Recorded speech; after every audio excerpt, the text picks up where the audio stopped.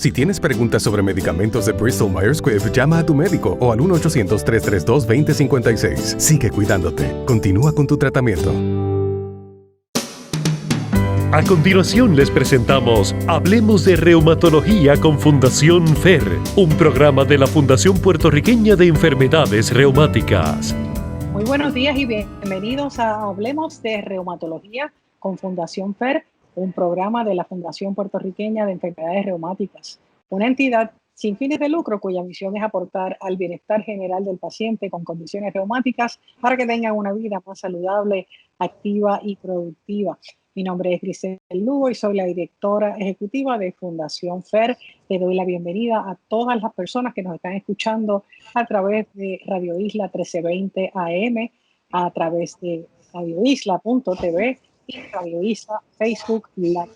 Hoy sábado continuamos con nuestro mes de octubre con todas las programas relacionados con las artritis, porque estamos celebrando el mes de la artritis. Así es que bienvenidos a todos y espero que puedan compartir este programa una vez que terminemos en la mañana de hoy, porque va a estar en nuestra página www.fundacionfer.org, en YouTube y en todas nuestras redes sociales. Como todos los sábados, este programa llega a ustedes gracias a Bristol Myers Squibb, pero no quiero seguir deteniéndome para que continuemos en el programa lo más pronto posible, y tenemos para ello al doctor Ramón Ortega hoy. Él es de la casa, nuestro tesorero y socio fundador de FER. Buenos días, doctor, y bienvenido una vez más. Buenos días a todos, es un honor otra vez y un orgullo estar aquí para poder hablarle, educar a nuestros radioyentes. Eso es así. Como les explicaba, durante el mes de octubre, pues tenemos una serie de programas relacionados con la artritis, y en la mañana de hoy tenemos un tipo de artritis que posiblemente sea un poquito desconocida, ¿verdad? Para algunas personas, porque el nombre es un poco complicado, pero lo voy a decir despacio para que puedan escuchar bien, y ya mismo el doctor nos va a hablar sobre eso. Nuestro tema en la mañana de hoy es la espondiloartropatía, las espondiloartropatías. Así es que quiero decir brevemente sobre las espondiloartropatías. Según la página web del Colegio Americano de Reumatología, ACR por su sigla en inglés, las espondiloartritis o espondiloartropatías es el nombre de una familia de enfermedades reumáticas inflamatorias que causan artritis. Difiere de otros tipos de artritis ya que involucra los sitios donde los ligamentos y tendones se unen a los huesos, llamado entesis. Y para eso pues tenemos, como ya saben, al doctor Ramón Ortega, reumatólogo. Y la primera pregunta es, voy a decirlo lento, doctor, ¿qué son las espondiloartropatías? ¿Me salió bien? Me salió muy bien, sí, definitivamente una palabra un poco complicada. La espondiloartropatía pues se divide en dos partes la palabra, la de espóndilo, que se refiere a la columna vertebral y a la parte central del cuerpo, ¿verdad? Lo que llamamos el eje del cuerpo, donde tenemos las vértebras que van desde las vértebras cervicales, torácicas y las lumbares, y cubre parte de la pelvis, y la pelvis tiene una articulación, ¿verdad? La pelvis se compone de dos huesos, el sacro y la parte ilíaca, y esa parte que forma el área baja de la espalda, pues contiene una coyuntura que se llama la coyuntura sacroiliaca. Así que entre las espondiloartropatías, pues es importante conocer esa articulación porque forma parte de este complejo de condiciones. Y en el caso de las vértebras, pues importante porque estas vértebras, pues aparte de tener sus articulaciones y sus discos, pues también tienen unos ligamentos que pasan por ¿verdad? Que unen todas estas vértebras, y también pues ahí en esas uniones de ligamentos con el hueso, pues también ocurre inflamación. Así que las espondiloartropatías pues incluyen, aparte de la artritis que vamos a hablar, la parte axial o el eje del cuerpo, que es la columna. Así es que, como quien dice, es como exclusiva de esa área del cuerpo, que en otras condiciones lo que afecta son otras articulaciones, otras de Sí, las artritis. Esa es la diferencia. sí, exactamente, que está usualmente incluida, y hay que pensar que esa parte de la columna, ¿verdad? Cuando el paciente se queja de un dolor particular, que vamos a hablar, ¿verdad? En este caso se denomina como un dolor inflamatorio de la espalda, ¿ok? Contrario a los dolores que más común vemos, que son dolores degenerativos. En las espondiloartropatías, que son varias, para hablar, para simplemente Ajá, ¿cuáles mencionarlas son? y después hablarlas en detalle, Después pues las detallamos, exacto. exactamente, las espondiloartropatías, pues la primera de ellas que se conoce de hace mucho tiempo, pues se llama espondilitis anquilosante, ¿verdad? Está la otra, ¿verdad? Otra que es como no es una variante, sino que la espondilitis anquilosante, pues para dar ese nombre, tiene una fusión en la coyuntura sacroiliaca, está ya fusionada y se puede ver en rayos X. Pero en etapas tempranas, esta espondilitis, ¿verdad? Antes de anquilosarse el paciente, pues pasa por una etapa donde la coyuntura sacroiliaca no se puede detectar en rayos X que tiene algún tipo de afectación. Y a esto se le llama como una espondilitis que radiológicamente pues, es negativa, o sea, no se ve en rayos X, pero hay que hacer muchas veces una resonancia magnética para uno poder ver la coyuntura sacroiliaca como que está activa. Así que en radiografía sencilla, pues no se ve la coyuntura sacroiliaca afectada. Y eso pues Doctor, quiero, es... Ajá. sí, disculpe que lo interrumpa un momentito solamente, quiero hacerle una pregunta con respecto a una palabra que mencionó, que dijo espondilitis anquilosante y dijo cuando el paciente antes de anquilosarse. ¿Qué quiere decir anquilosarse? Porque eso se utiliza solamente en unas situaciones particulares. Sí, bueno, la espondilitis anquilosante, una enfermedad, ¿verdad? Que tiene mucha historia, es donde la columna se va fijando una vértebra a la otra porque se van formando como unos puentes que parecen unas espuelas, pero no son las espuelas comunes y corrientes que uno ve en osteoartritis.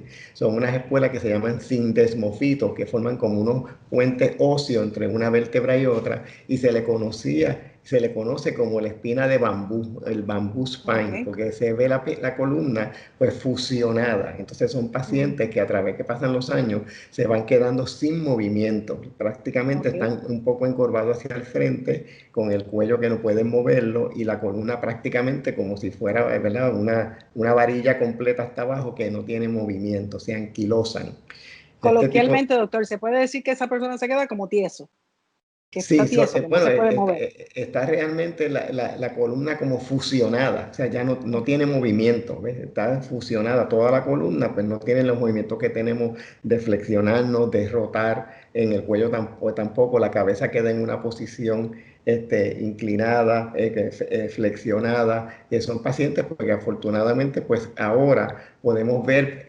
esta espondilitis o espondiloartropatía podemos detectarla quizás más temprano y en estos casos pues podemos utilizar la técnica del MRI, de la resonancia magnética, Ujú, para ujú. entonces encontrar los primeros hallazgos en la coyuntura sacroiliaca y entonces por eso clasificamos esta espondilitis anquilosante en dos, la que radiográficamente ya tiene acá cambios y la que no tiene cambios radiográficos, pero hay que tener la sospecha sobre la condición para hacer entonces una resonancia magnética de la parte baja de la espalda, pero no la resonancia magnética o lo que el paciente conoce como MRI de los discos ni lumbar. Es una Ajá. resonancia magnética un poquito más abajo de unas coyunturas que están ya donde están las nalgas y ahí, Ujú. ¿verdad? Es donde está esa coyuntura que hay que detectarla temprano. Así es que, en otras palabras, es posible que estos pacientes que se podían estar quedando anquilosados o como usted dice, que se quedan rígidos, ¿verdad? Y que ya tenemos la tecnología y la ciencia ha avanzado lo suficiente, la ciencia médica para poder detectar a tiempo, digo, si es que el paciente, ¿verdad? Porque hay una cosa muy importante, es que el paciente también tiene que actuar a tiempo y no dejar que, ¿verdad? Pase esta situación antes de que sea tarde. Así es que se puede atender y se puede evitar. Definitivamente. Estas condiciones que vamos a hablar de las espondiloartropatías ocurren en una población relativamente joven.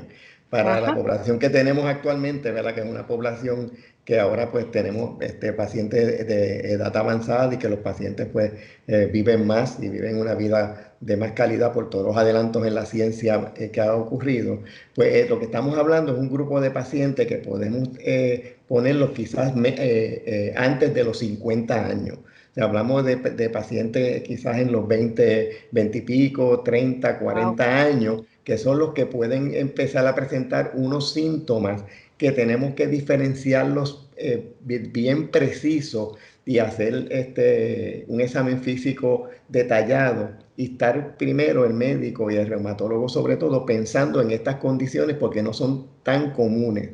Bueno, pensábamos que no eran tan comunes, pero cuando ahora hace ya unos años las han clasificado y las han caracterizado mejor, pues ya uno puede, con los síntomas que vamos a hablar dentro de poco, pues empezar a pensar contra esta paciente como que ¿verdad? No me encaja en un cuadro de artritis reumatoidea. Tiene unas coyunturas por aquí, otras por allá. Es un cuadro como que no es simétrico, como que no se parece a artritis reumatoidea. Tiene 20 y pico, 30, 40 años. Tiene dolor en la parte baja, allá en las nalgas, en la sacroiliaca. De momento se le hinchó un dedo del pie y se le puso como una salchichita. Uno dice, Ujú. bueno, esto es otra cosa. Esto no es lo que vemos todos los días de artritis reumatoidea. Pues entonces Sí. ahí es que te empezamos a pensar en las espondiloartropatías. Y las espondiloartropatías pueden estar asociadas a varias cosas. A psoriasis es bien importante. Algunos de estos Ujú. pacientes sí tienen psoriasis. Otros pacientes tienen enfermedad inflamatoria intestinal. Pueden tener Crohn, pueden tener colitis ulcerativa, pueden tener todavía una enfermedad intestinal inflamatoria que es leve y que no ha sido todavía etiqueteada, o sea, no se le ha puesto el Ujú. diagnóstico. Pueden haber tenido una artritis reactiva, de la cual aquí hablamos hace Ajá, quizás hace un unas tiempito. semanas atrás, pues las artritis reactivas caen dentro de las espondiloartropatías, ¿verdad? Que para Wow. un breve recuerdo, son artritis que ocurren después que el paciente ha tenido una infección, quizás 2 o 3 semanas antes, ya sea una infección gastrointestinal, como una disentería, una diarrea, y entonces empiezan con estos síntomas. Increíble cómo una cosa puede desencadenarse en pues, situaciones que son sorprendentes, porque como uno puede imaginarse que de una situación estomacal, de diarrea o de lo que sea, puede desencadenar en una artritis eventualmente, ¿verdad? Pero para eso, pues, obviamente es que lo que queremos que los pacientes y las personas, la comunidad en general se eduquen. Doctor, entonces, espondilitis anquilosante, ¿y qué otro tipo de espondilitis o espondiloartropatías existen? Ok, aquí es bien importante que primero hablemos de un término que los pacientes van a oír cada vez más de los reumatólogos, que se llaman las entesis. ¿Ok? Ajá. ¿Qué es entesis? Bueno, la mayor parte de la gente pues sabe lo que es artritis, ¿verdad? Que es inflamación o afectación de una articulación. Pero la entesis, que es una piedra angular bien importante en las espondiloartropatías, es inflamación de las áreas donde los ligamentos, los tendones, la fascia y donde muchas veces la cápsula, que es una envoltura que tiene la coyuntura, se pega al hueso. O sea, el esqueleto pues es lo que sostiene los tejidos, ¿verdad? Y el esqueleto, pues en los huesos se pegan los tendones para poder lograr los movimientos. Se pegan también, como dije, los ligamentos, como pasan los ligamentos a través de la columna vertebral entre una vértebra y otra. Y entonces también sumamente importante en las espondiloartropatías son los dolores en los talones. Que Mm. volvemos, acordémonos siempre, y le voy a estar acordando que estamos hablando de una población tal vez entre los 20, 25 a los 50 años. ¿Entiendes? No estamos hablando de De pacientes que tienen tercera edad. 65, 70, exacto. Ajá. De esa edad es bien poco probable verlo, o a menos que no haya empezado bien temprano, o sea, hayan escapado al diagnóstico, entonces ya Ujú. los vemos a esas edades, pero con ya más afectación, porque no se Sí. detectaron. ¿Verdad? Así que en estos pacientes, pues esa unión de tendón con hueso, sobre todo el tendón de Aquiles en el talón y la fascia plantar por debajo en el talón, pues se inflama. Entonces estos pacientes se levantan por la mañana y pisan y tienen un dolor bastante doloroso. severo. Muchas veces en ambos pies o quizás en un pie o en el otro.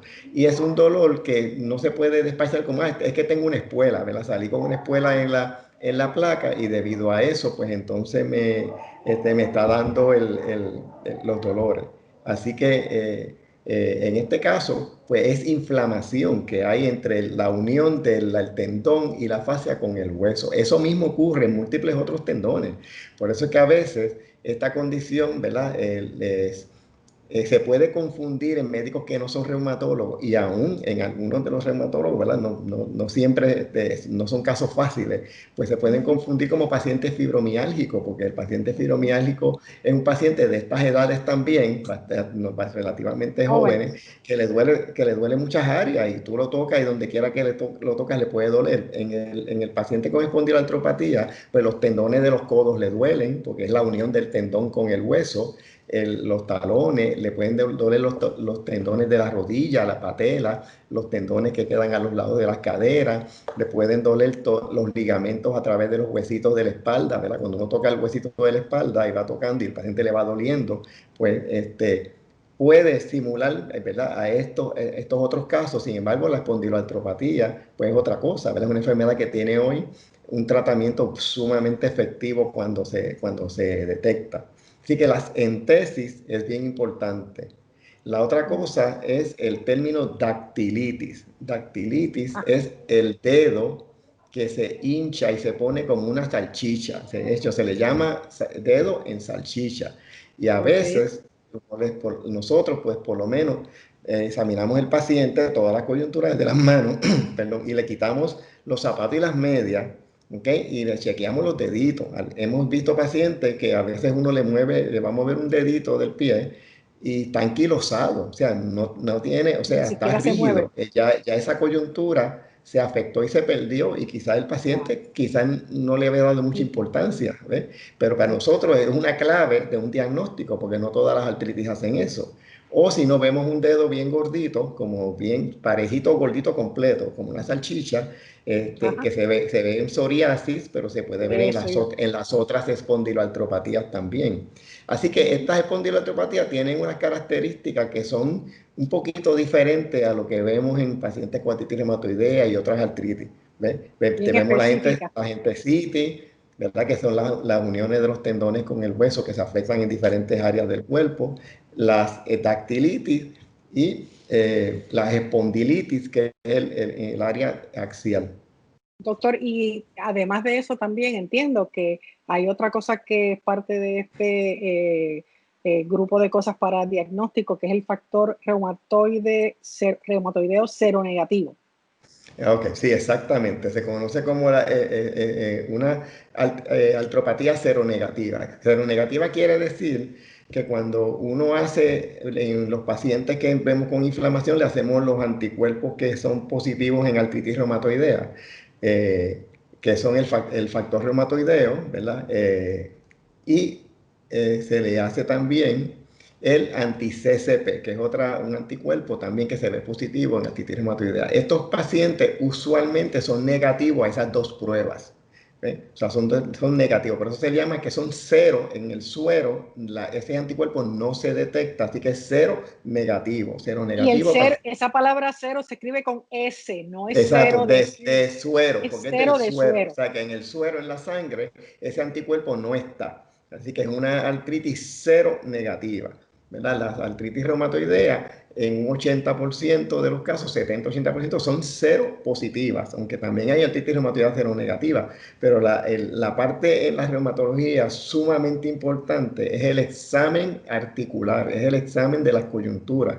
Es que el reumatólogo vaya tocando toda la coyuntura desde las manos hasta los dedos de los pies para examinarla y identificar cuál está inflamada. Una característica importante de las espondiloartropatías es que es una una artritis que se dice que es oligoarticular. La palabra oligoarticular es que en algunas ocasiones o en muchas ocasiones afecta menos de 5 coyunturas grandes. O sea, no es como la artritis reumatoidea que puede afectar, pues afecta múltiples coyunturas pequeñas, como la de los nudillos, las muñecas, es simétrica, da igual en ambos lados, las mismas coyunturas. En esta no, en esta el paciente puede tener una rodilla hinchada de un lado, el tobillo del otro, o un dedito del dedo en un lado, una rodilla en el otro lado. O sea, es asimétrica, no es simétrica. Wow. No es que son las dos rodillas a la vez. Sí, O sí. puede ser un tobillo, puede ser una rodilla, puede ser un codo, así. O sea, que es una artritis que no es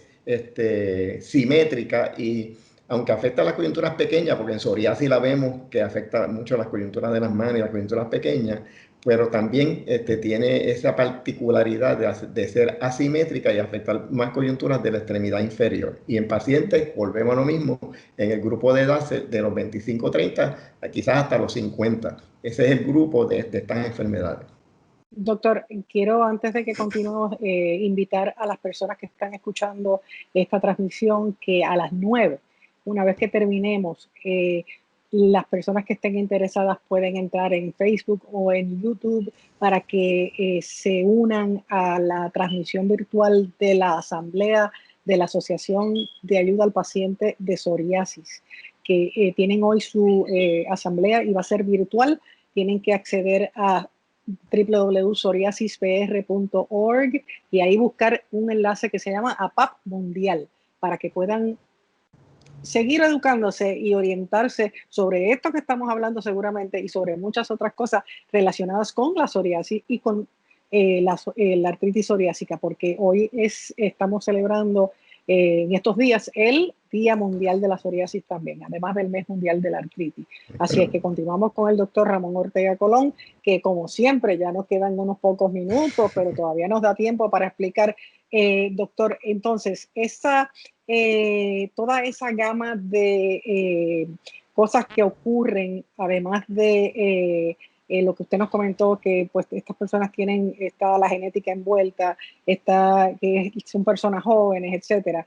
En la diferencia de las artritis reumatoideas y las condiciones inflamatorias reumáticas, ese dolor de espalda, ¿en dónde el paciente podría ubicar ese dolor de espalda? Porque usted habló del dolor de espalda de la artritis degenerativa, inflamatorio, pero también está el dolor mecánico, que es cuando hacemos un ejercicio y se nos pasa la mano y terminamos al día siguiente que no podemos ni levantarnos de la cama, pero eso es un dolor mecánico que es una cosa completamente distinta, que se trata y se va.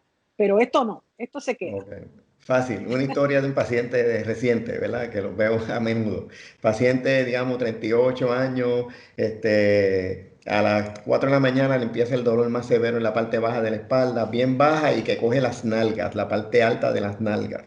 Ahí el dolor le sigue aumentando, a veces el dolor lo saca de la cama, ¿ok? Y el paciente entonces se levanta rígido, como encorvado, ¿verdad?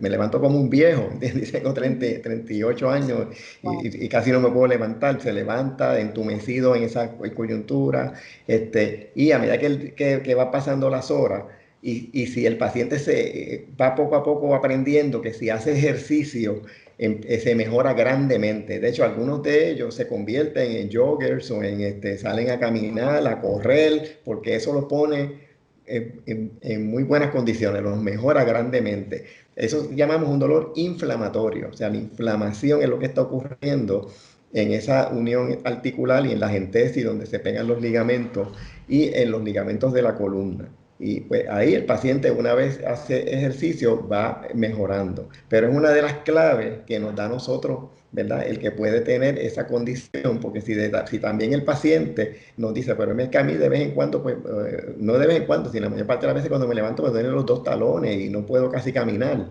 y se me inflaman y me tomo, es importante que estas condiciones inicialmente responden antiinflamatorio. El paciente se toma un antiinflamatorio y mejora. O sea, esta condición sí responde a antiinflamatorio. ¿Okay? Así que es bueno preguntarle eso también al paciente. Pero el dolor el tratamiento que requiere esta condición. Inicialmente Inicialmente. se ponen antiinflamatorios. De hecho, es uno de los criterios de diagnóstico que los pacientes responden inicialmente a antiinflamatorios. O sea, el dolor responde a antiinflamatorio. Esa palabra inicialmente me preocupa. ¿Qué quiere decir? Que a lo mejor, aunque Bueno. responda, Sí, va a continuar en exactamente. algún momento. Este es un paciente que hay que darle seguimiento, hay que ver la extensión de su condición, ¿verdad? Entonces, una vez se le da antiinflamatorio, ellos pueden responder, pero que hay que darle seguimiento porque, como dije, algunos de estos pacientes anquilosan. Anquilosan es que la coyuntura, según sigue teniendo inflamación, pues se fusiona y puede perder función, ¿verdad? Como pasa en algunos pacientes de psoriasis, que uno le ve los deditos de la mano, que tienen una deformación donde la coyuntura ya no tiene flexibilidad, se anquilosa. Y eso pues es parte de esta espondiloartropatía, que la articulación como si formara más hueso y fusiona un hueso con el otro. Y eso pues puede ser bastante incapacitante y también hay que detectarlo a tiempo. Así que un paciente que sigue con la condición así marcada, pues hoy en día hay ya gracias a Dios, ¿verdad? Han ido aumentando los productos nuevos biológicos para utilizarlos en estos pacientes. Y se está ampliando cada vez la gama más de diferentes productos biológicos que bloquean ciertas sustancias diferentes que se han encontrado que operan en estas enfermedades. Así que hoy hay bastante, ¿verdad? Afortunadamente, sí, bastante selección para poder atacar a estos pacientes. Parecido, por ejemplo, a los pacientes de psoriasis que pertenecen a esta padecen de las espondiloartropatías. Algunos de ellos tienen afectación bastante severa de las uñas, ¿verdad? Otros tienen bastante afectación de las entesis. Los psoriáticos, muchos de ellos padecen de problemas de las entesis en los talones, en los codos, en el hombro y en algunos de ellos pues, de sacroileitis. Así que dependiendo la afectación de cada paciente y lo que predomina en cada paciente, pues ya existen medicamentos como más dirigidos a eso. Así que hay esperanza para estos pacientes y la pregunta es, sabemos que estas condiciones crónicas, que quiere decir que no tienen una cura, pueden tener una remisión, pueden tener un control adecuado, algo más adicional a estos medicamentos que el paciente pueda hacer. Como una pregunta que está compuesta, porque cómo se podría prevenir que se desarrolle si se detecta a tiempo y una vez que ya está diagnosticada, el tratamiento adecuado, ¿verdad? Puede mantenerla controlada, pero eso solamente en este momento antiinflamatorios y biológicos, algo más que haya para este tipo de pacientes.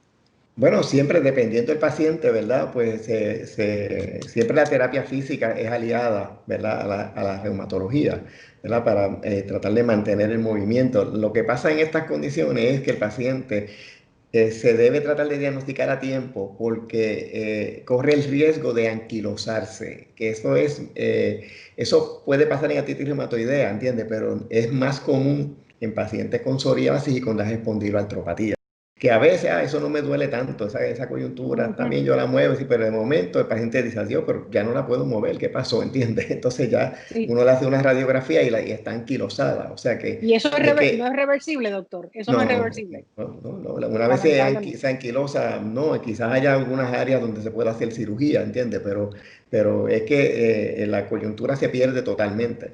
Okay. Así que en estos casos, pues hay que... El paciente tiene que estar, ¿verdad?, bien diligente con su médico, observando sus síntomas para poder pues, decírselo a su médico, y nosotros como reumatólogos pues estar también pendientes a estas condiciones que pensábamos hace un tiempo atrás que eran raras, pero ahora como las tenemos más presentes en nuestro armamentario de diagnósticos diferenciales, pues ya lo pensamos, ¿entiendes? Lo pensamos mucho más, y es ciertamente porque en los últimos años se han ido clasificando y se han ido médicamente habiendo unos marcadores, habiendo unas definiciones como esta dentecitis, dactilitis, lo de la piel. Algunos pacientes tienen afectación de los ojos, tienen uveitis también. Así que es un espectro pues, que ahora pues, hay que estar pendiente de él y tenemos buen tratamiento para esta condición. Bien amplio. Le damos las gracias al doctor porque como siempre llegamos aquí y no nos damos ni cuenta, pero yo sé que él sabe que la puerta está abierta y la utiliza porque cada vez que tiene alguna idea extraordinaria me dice vamos a hablar de esto. Así que lo espero la próxima vez, doctor, y a ustedes también el próximo sábado en su programa Hablemos de Reumatología con Fundación FER. Gracias a Bristol Myers Squibb y que tengan un excelente sábado. Mi nombre es Grisel Lugo. Hasta la próxima. Igualmente, a todos, gracias.